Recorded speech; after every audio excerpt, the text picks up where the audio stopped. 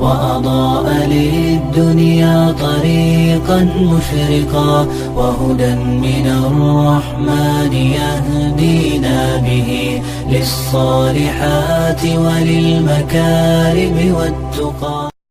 السلام علیکم ورحمۃ اللہ وبرکاتہ. بسم اللہ الرحمن الرحیم.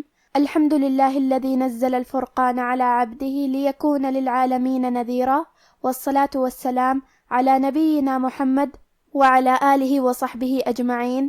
اما بعد. رب اشرح لی صدری ویسر لی امری واحلل عقدۃ من لسانی یفقہوا قولی. شروع کرتی ہوں اللہ کے نام سے جو بڑا مہربان نہایت رحم کرنے والا ہے. انشاءاللہ آج کے درس نمبر 157 میں سورۃ الحاقہ آیت نمبر 6 سے آیت نمبر 8 تک کی شرح اور ترجمہ سماعت فرمائیں گے. تو شروع کرتے ہیں. اعوذ باللہ من الشیطان الرجیم. وَأَمَّا عَادٌ فَأُهْلِكُوا بِرِيحٍ صَرْصَرٍ عَاتِيَةٍ.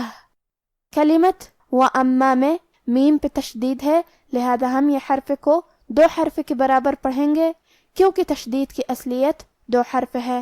جیسا کہ یہاں حرف المیم ہے تو یہ 2 میم ہے، میم ساکن اور میم متحرک. کلمت عادن میں حرف العین کی ادائیگی حلق کے درمیان والی حصے سے ہے. آخری میں حرف الدال پہ تنوین پیش ہے. پھر حرف الفا ہے. کلمت فَأُهْلِكُوا. فا حروف الاخفاء میں سے ہے اور اخفاء کا معنی ہے چھپا دینا، لہذا ہم یہ تنوین کو چھپاتے ہوئے لیکن غنہ کے ساتھ یہ حکم کو ادا کریں گے. عاد فَأُهْلِكُوا. کلمت فَأُهْلِكُوا میں یہاں ہا ساکن ہے، لہذا ہمیں ہا کو ظاہر کرنا ہے اور ہا کی ادائیگی حلق کے نیچے والی حصے سے ہے. کلمت بریحن میں با اور را کے نیچے زیر ہے تو ہمیں یہ دونوں زیر کو برابر سے ادا کرنا ہے اور حرف الرا کو پتلی آواز میں پڑھیں گے. آخری میں حرف الحا ہے اور اس کے نیچے تنوین زیر ہے. پھر اس کے بعد حرف الصاد ہے. کلمت صرصرن.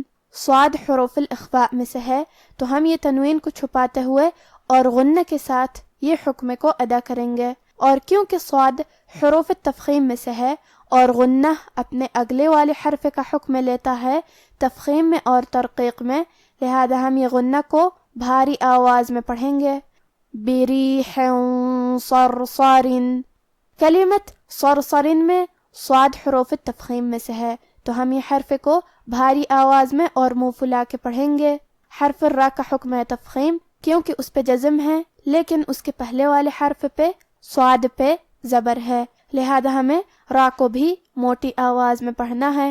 آخری میں حرف الرا کے نیچے تنوین زیر ہے. پھر حرف العین ہے. کلمت عاتیہ.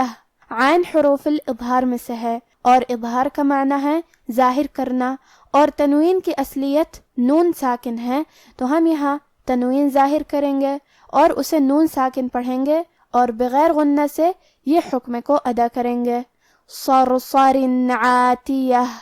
کلمت عاتیہ کے آخری میں تائے مدورہ کے نیچے تنوین زیر ہے. اگر ہم یہ آیت کو اگلی آیت کے ساتھ ملا کے پڑھے تو کیونکہ حرف السین کلمت سخرہا حروف الاخفاء میں سے ہے تو ہمیں یہ حکم کو غنہ کے ساتھ ادا کرنا ہے. عاتیۃ سخرہا. اور ہم کلمت عاتیہ پہ رکیں گے تو اس پہ ہا سے رکیں گے. وَأَمَّا عَادٌ فَأُهْلِكُوا بِرِيحٍ صَرْصَرٍ عَاتِيَةٍ سَخَّرَهَا عَلَيْهِمْ 7 لَيَالٍ و8 أَيَّامٍ حُسُومًا فَتَرَى الْقَوْمَ فِيهَا صَرْعَىٰ كَأَنَّهُمْ أَعْجَازُ نَخْلٍ خَاوِيَةٍ. کلمت سخرها حرف الخاء کی ادائیگی حلق کے اوپر والی حصے سے ہے. کیونکہ خا حروف تفخیم میں سے ہے تو ہم یہ حرف کو بھاری آواز میں پڑھیں گے اور کیونکہ اس پہ تشدید ہے تو ہمیں خا کو 2 حرف کے برابر پڑھنا ہے. کلمت 7 یہاں حرف البا پہ جزم ہے. یہاں ہمیں با کو قلقلہ سے پڑھنا ہے اور قلقلہ کا معنی ہے حرف ساکن کو ہلانا، لہذا ہم با کو ہلاتے ہوئے یہ کلمہ کو پڑھیں گے.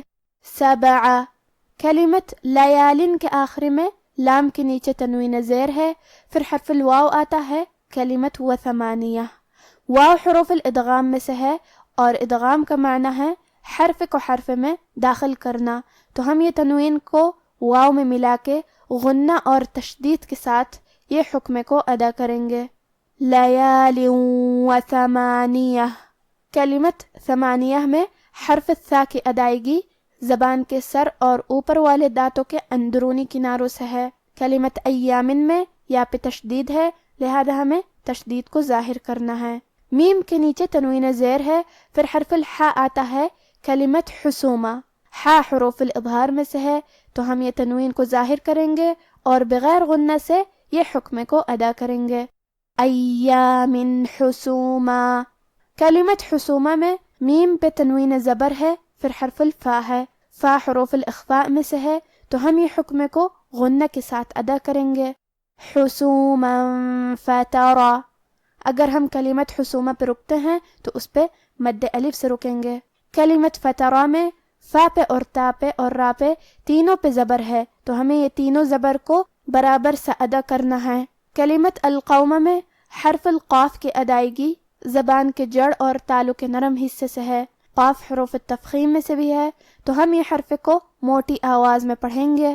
کلمت کأنہم، یہاں حرف نون پہ تشدید ہے، تو ہم نون کو 2 حرف کے برابر پڑھیں گے۔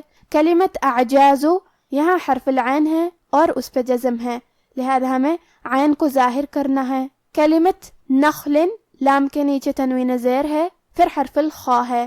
خا حروف الاظہار میں سے ہے، تو ہم تنوین کو ظاہر کریں گے اور بغیر غنہ سے یہ حکم کو ادا کریں گے۔ نخل خاویہ۔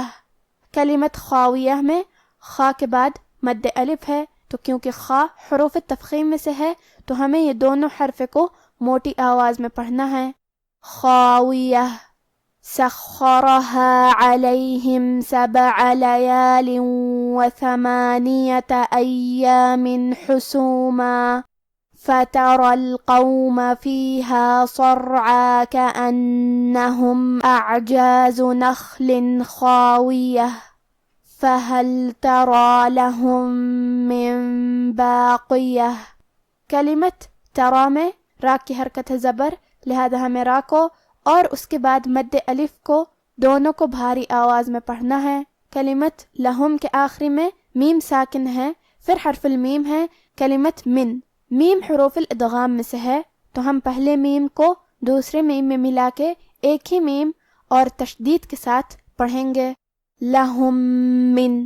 کلمت من کے آخری میں نون ساکن ہے، پھر حرف البا ہے۔ کلمت باقیہ، با حروف القلب میں سے ہے اور قلب کا معنی ہے بدل دینا، تو ہم نون ساکن کو میم میں بدل کے اور غنہ کے ساتھ یہ حکم کو ادا کریں گے۔ من باقیہ۔ کلمت باقیہ پہ رکیں گے تو اس پہ ہا سے رکیں گے۔ فہل تری لہم من باقیہ۔ اب آپ ان آیاتوں کی تلاوت تجوید کے ساتھ سماعت فرمائیں۔ اعوذ باللہ من الشیطان الرجیم۔